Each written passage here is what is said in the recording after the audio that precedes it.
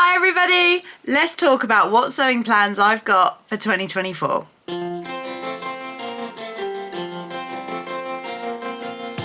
Firstly, Merry Christmas and Happy New Year. I haven't seen you for a while. I hope that you had a brilliant festive period and that you really enjoyed your New Year's. We did the cheeky thing of pretending that New Year's Eve finished at 10 p.m. instead of 12 p.m. So we watched last year's fireworks for the kids at 10 p.m. and then we all celebrated and went, yay, now go to bed please. And then hubby and I sat up and watched an actual movie and then actually celebrated New Year coming in. We had like a little party, we had some party food and stuff like that, but only like for us 5. Even the big one decided that he didn't want to be with us for New Year's Eve, so he went off to his girlfriend's instead. So it's just a nice little quiet affair at home really. But with New Year comes new traditions, and I thought this year will be the first year that I'm going to do the Make 9 challenge. Now, for anyone that doesn't know what the Make 9 challenge is, you're not alone, me neither. From what I've gathered, Make 9 challenge is where you select 9 sewing projects and you commit to doing them over a certain amount of time. In this case, a year. I've done loads of research and I've been having a look at all the things that I want and what sort of clothes I want to wear next year, or rather this year, and I think maybe I've got a bit of a vibe. And as you can imagine, the vibe is bold and the vibe is big. I spend a lot of my time in jumpers and leggings and I think that that's not very reflective of me. So I think for 2024 I would actually like to just put more of myself into my outfits, you know? I think it's only fair if people have some sort of visual warning that all of this is coming. So for this year, I have decided that most of my sewing projects, if not all of them, are going to be big, bold, beautiful. I've been having a little look at like maximalist movements and just dopamine dressing and stuff like that. And if you don't know what those are, have a look on Pinterest, because honestly, it's just the most vibrant, brightest, most exciting place. I don't know if I can get on board with maximalism yet. That is a lot of layering and I don't have that many accessories, so I don't think I would be able to do it justice. But we never know, by the end of this year, we might do. I think at the moment, my most bright and bold thing that I've got is just my collars that I made from last year, which I have been wearing. And I've got things like, I've got bright pink Lucy and Yaks, and I've got a lot of things, like a lot of bright pink stuff. But actually I wanted to start using like clashing patterns and just being big and bold, really. Right, I feel like I'm waffling. Shall we have a look at my Make 9 sewing plans for 2024? If there's anything in this video that you like the look of, there are links down below, including even just the sewing patterns, the inspirations, everything. So you can have a look down below, click on what you like, and I get like a couple of pennies if you buy it. Just, you know, for transparency. Not on everything, obviously. The free patterns I get nothing, that would be silly. But for a lot of them, just look down below, okay? Thank you, I love you. Okay, number 1, statement collars. I have already made some detachable collars. You can watch the video up here somewhere, but I have yet to actually make any blouses or any tops that have a massive statement collar with them. So that's going to be the first thing that I'm going to do this year. I just want something that, so like I said with the maximalist approach, I do not have all the accessories to hand yet to be able to layer up. So I kind of need layering, but in one outfit, in one item of clothing. So that's going to be number 1. In some of these pictures, there's also things like ruffles on the collars. There's embroidery on the collars, which I really like the idea of doing. And then there's just big fat off patterns, which I am so in love with. So I've got a couple of sewing pattern ideas for this. So the first pattern is the Friday Pattern Company patina blouse. Now it's got a lovely collar to it and I've seen that some people have hacked it a little bit. I thought this one would look really, really pretty with some embroidery on the side, or if it had like a different contrasting fabric on it or something, that would look really, really pretty. I just don't know if it's big enough for the statement that I want.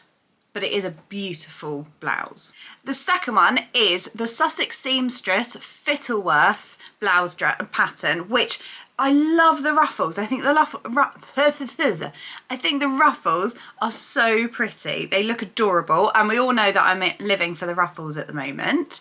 I think that the way that the shoulders peak a little bit it also looks really pretty.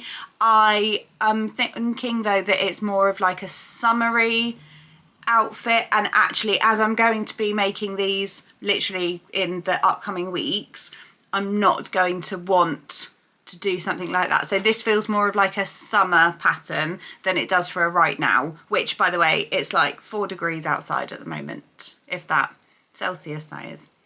That's the weather we're dressing for at the moment. But the pattern I am going to go for is the McCall's M8180.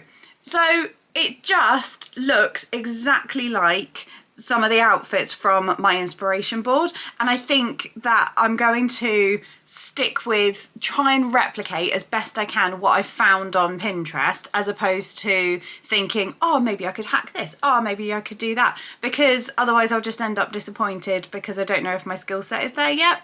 So I think this one with the massive collar is going to look really, really nice. I've had a look on Minerva Crafts and seen how some of other people have done it, because I'm not a huge fan of the big four, but actually this one looks really brilliant. So for my number one Make 9 for 2024, it's going to be the McCall's M8180 with this massive collar. Number 2, palazzo trousers. I'm living for a wide leg. I know I said earlier that I live in leggings, which I kind of do, but that's mainly because I'm walking the dog and because I'm walking to and fro and I need them with a big pair of wellies. The palazzo trousers, I just love them. I absolutely adore them. I particularly love these like really bright and bold colours. They look gorgeous. What I also love about a palazzo trouser is a flattering waistband, but also an elasticated waistband. I know, I'm fussy like that, but I love when you can have a nice flat waistband at the front, but a bit of give at the back so that you can still eat and drink and be merry and have enough space. So let's have a little look at some of the patterns that I thought would work well for this. So the first one is the Vicky So's Daphne trousers. Now, I haven't used Vicky So's patterns before, but they look really intricate in a good way, in the way that they pay attention to every single detail. I absolutely love the fact that they put so much effort into them. However, there's a lot of options. So on, because you can buy some Vicky So's patterns on Etsy and you can download them, they come in like different height sizes, which is really odd. I just, you know, surely you would just shorten or lengthen, but that's how much detail they go into, so it must be a good thing. I'm not sure my skill set is there yet. We'll see how we go later in the year. The second one, sorry if I keep looking over, it's because I've got my notes on my computer here. The second pattern idea is the Sasha Starlight palazzo pants. They look so pretty, and also in the picture they were really, really bold. So obviously I was drawn to them like a moth to the flame. They were just to die for. I think they look really nice. I am just hesitant because I haven't heard about the company before, so I don't know how well they do. What I'll have to do is to read the reviews and then see how I feel about it.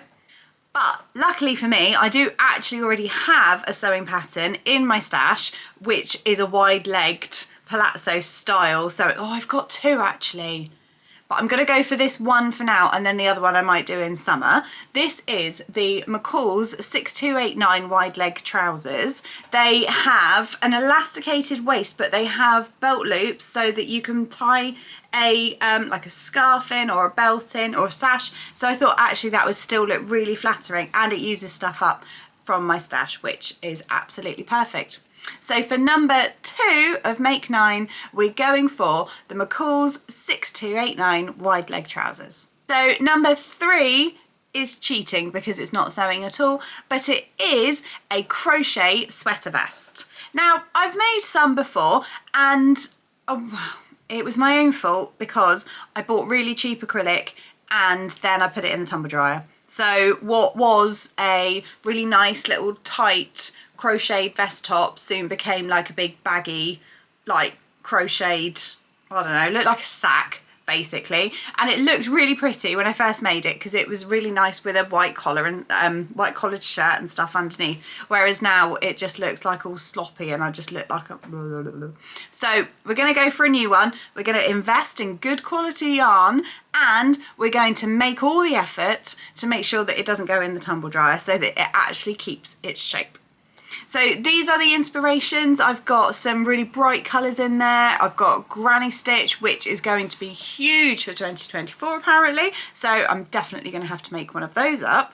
I've got a couple of pattern suggestions. The first one is the, right, I'm going to pronounce this wrong, please hold. Kenix.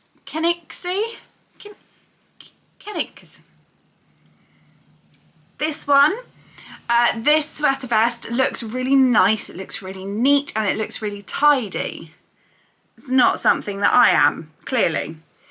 The second one is the Granny Square vest, and this is by Bethany Lynn, and it's a free pattern which you can get on her website or you can download it for a couple of pounds from Etsy.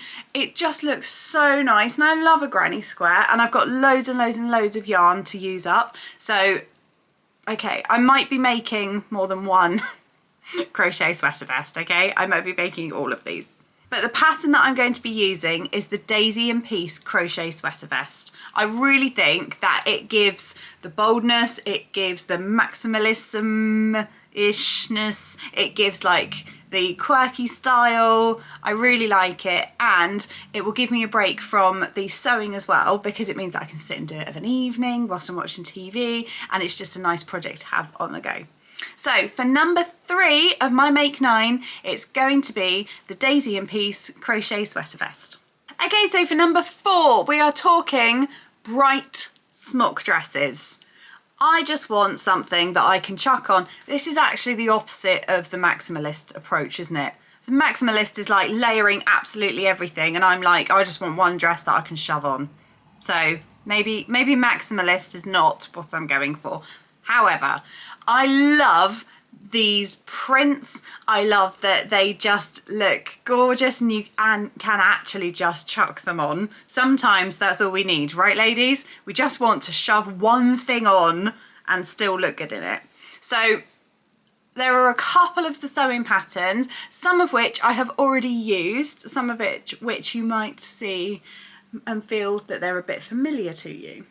So for number 1, we've got the Sew This Pattern Smock Dress. I think this is an absolutely ideal, versatile item that will work so well with all different types of fabrics, with all different types of prints. I think it's a really useful pattern to have in your arsenal. The second pattern is a free one from Life So Savoury. Honestly, they've got so many free patterns on there, it's amazing. I use them a lot for the children's clothes, but this one is, I don't think I've used one for adults before. But this one is a free pattern, it's a free smock dress. She's made it here in like a light viscose or a seersucker, but it's just really easy to throw on. It looks really low maintenance, and actually this could easily be like zhuzhed up with a brighter, bolder fabric. But of course I did tell you that I was going to make more of the honeydew smock dresses because I absolutely loved the fit of it when I made it last time for my Christmas dress. So my 4th Make 9 is going to be the honeydew smock dress pattern. Okay, on to number 5. Obviously, ruffles. I need ruffles in my life. I need to be wearing ruffles. I need to be surrounded by ruffles. I don't know why I'm so obsessed with them at the moment. I just am. These dresses, I would like to buy all of them, but I'm too poor and I'm too cheap. So I will not. I will make them instead. We have 3 different patterns to choose from with this one. Maybe I've got 4. I lied. I picked 4 for this one because I'm ruffling all the way. I think actually I will probably make 2 out of this, but for my make 9 I will only pick 1, I promise. So the first one is the hubbarding ruffle dress. Oh, okay, maybe I'll pick 3 because I love this. I really, really want to make this. This one looks really nice for winter as well because it's the round neck and because it's got the longer sleeves. I really like it. And the way that she's styling it, the way that she's wearing it makes it look like super cool. And I want to be super cool. I'm struggling to look remotely cool. She says in a baggy old jumper. Asda, this was. The second one is the Veronica Taylor Hazel dress, which it's got so many layers to it, as in tiers rather. I thought it looked really, really pretty. It's definitely like a nice summery sort of dress, but I suppose you could probably winter it up with like a roll neck underneath, some tights and stuff like that. But maybe I'll be leaving this one till the summer. Feels like a holiday dress to me. Oh, and the third one, which I think I am going to have to make, is the Tilly and the Buttons Marnie dress because I just love the look of it. I'm not sure about the pin tucks on the front. That feels like it's beyond my capabilities, but maybe like towards the further end of the year, if I can get that made up, and then I'll be a bit more confident in my sewing, so I could have an attempt at the pin tucks at least. But I just love the way so many people have done this dress so far, and even though we all know I'm not a huge fan of the Tilly and the Buttons patterns, I would be making this if I could justify £17.50 on a sewing pattern. £17.50, that's a lot, right? But for my chosen pattern, it's going to be the Fibre Mood Tammy dress. Now, in this picture, it's only got a little bit of ruffle on it, so I think the ruffle goes down here. I think I would probably be putting a couple more ruffles on it. But I love the fact that it's quite simple, but at the same time, quite chic as well. Oh, who am I kidding? I'm going to be making all of them. The Tammy one is going to be my chosen pattern for make 9, but in all honesty, I'm going to be making all of them. If anyone sees the Tilly and the Buttons one on sale, can you pop a comment in the link below so that I can get it for slightly cheaper? Please, thank you very much. My number 5 sewing pattern for my make 9 challenge is the Fibre Mood Tammy dress, and all the other ones. Okay, on to number 6, and this is a shirt dress. Now, I've made a shirt dress before, but was it a shirt dress? If I'm honest, it felt more like a blouse dress. So it had like a different collar. Yes, it did up at the front, but the bodice was very much a blouse, not a shirt. And I think with these pictures, they've got very much like structured statement collar. So I think a shirt dress is what I'm going for. If I could make every one of these, that would be absolutely amazing. We've got Kemi Telford up there who does the most beautiful shirt dresses. And the one down at the bottom, like, I love the coolness of it. It feels very Lucy and Yak, doesn't it? So we've got a couple of sewing pattern options. So the first one is a free pattern. It's by Mood Fabric and it's the Rosalie shirt dress. The problem with Mood Fabric patterns is that the instructions are missing. So when it comes to a shirt dress, which has a lot of instructions with it, you're going to want to be able to follow it along quite well, aren't you? I'm sure there's lots and lots of video tutorials out there of the patterns, but there's a reason why they're free, and it's because it's very vague. It's cut all the pattern pieces out and sew them together, and you've got a dress. Thank you, Mood Fabrics. I do appreciate the free patterns, thank you very much, but also thanks but no thanks. The second one, which I have made before, is the McCall's 6891. I'm tempted to make it again, but it takes up a lot of fabric. But then shirt dresses do take up a lot of fabric, don't they? We're talking like 5 meters plus. So I like it, but it's part of the big 4, so we'll see how we go.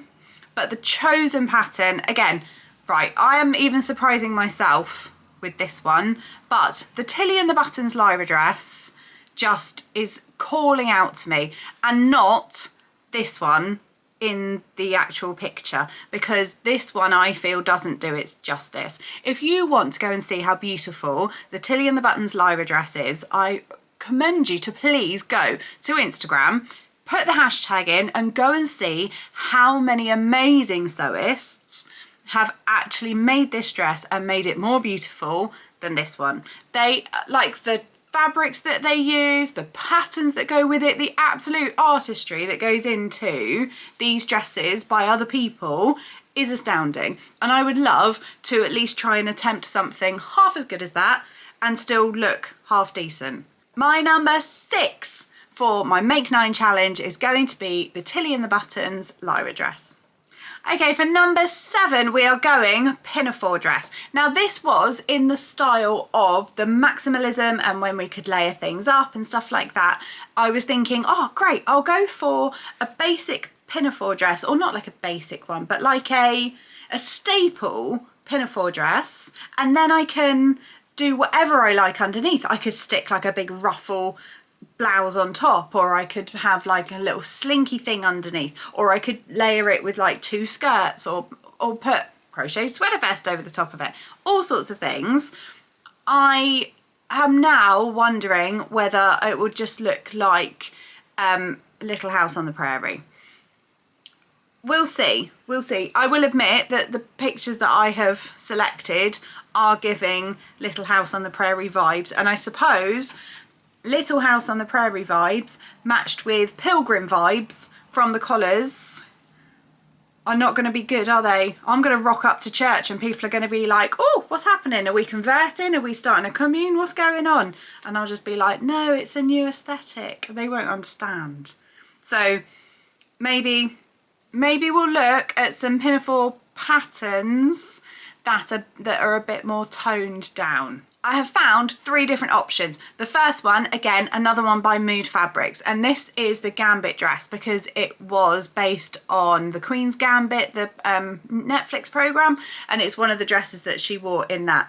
I love it, actually. I think it's also very similar to Peppermint Magazine did a Milton dress, which had a similar thing, so if you want to make the Gambit dress and you don't have any instructions, go and grab them off Peppermint, or better still, go make the Milton one, because it's like a really low, so it's like 2 triangles.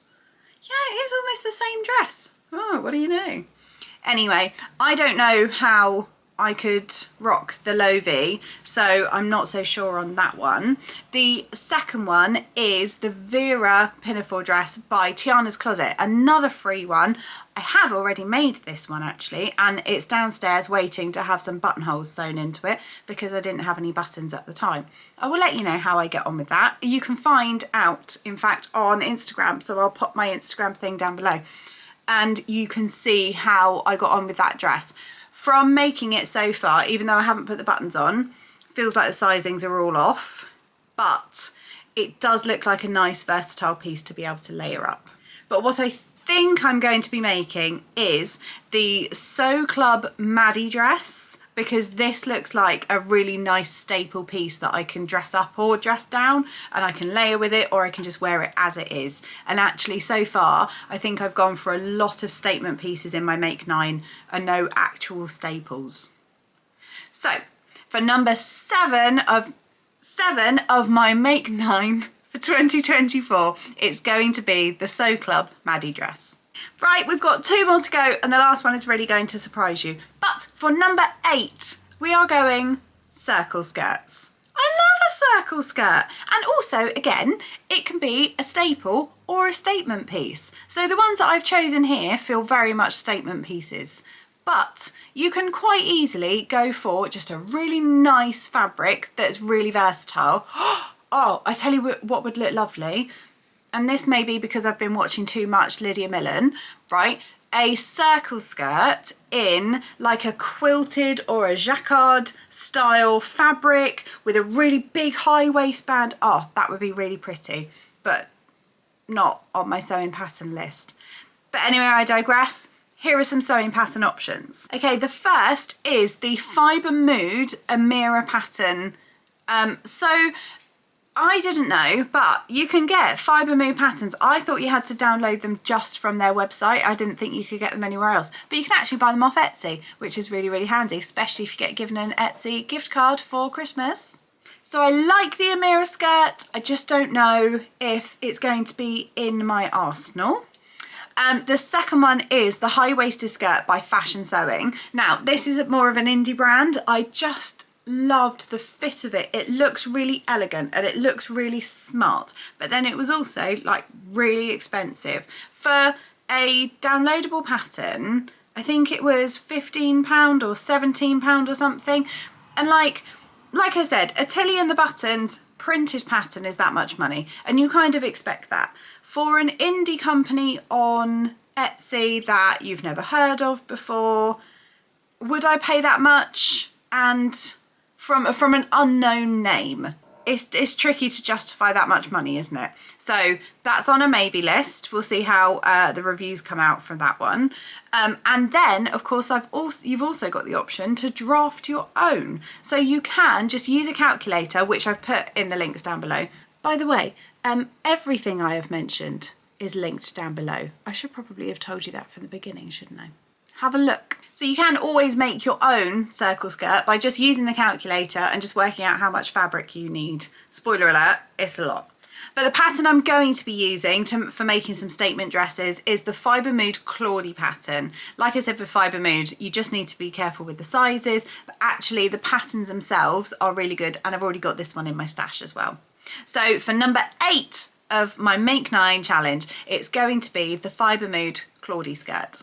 And last but not least, this may come as a surprise, this may be no surprise at all. You may have noticed a couple of hinters that I am obsessed with. Well, I'm obsessed with ruffles, but I'm also obsessed with embroidery at the moment. So it's my new hobby, which I've taken up, and I'm getting better at it. Like, I'm not awful. So I'm excited by that, but also I want to show it off. So I thought that these shoes would be so cool. They look fantastic. I don't know how easy it's going to be to embroider through like the thickness of that canvas. I'm just going to need like a lot of needles, some thimbles, and no children around whilst I'm swearing as I'm trying to get this thing through the fabric. But there are some ways in which you can get the patterns onto these without just like free forming at all.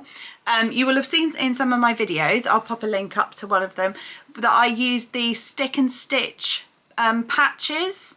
Now these patches are really good, and they also come in wildflowers as well. So I can create something like this using just some stick and stitch pattern, some stick and stitch stickers, and using some of the embroidery that I've already got. I don't have any high top Converse shoes, but I probably wouldn't buy any high top Converse shoes to have a go at the first time. That would be madness. So I can just grab some fake ones from Primark, and then that'll all be great.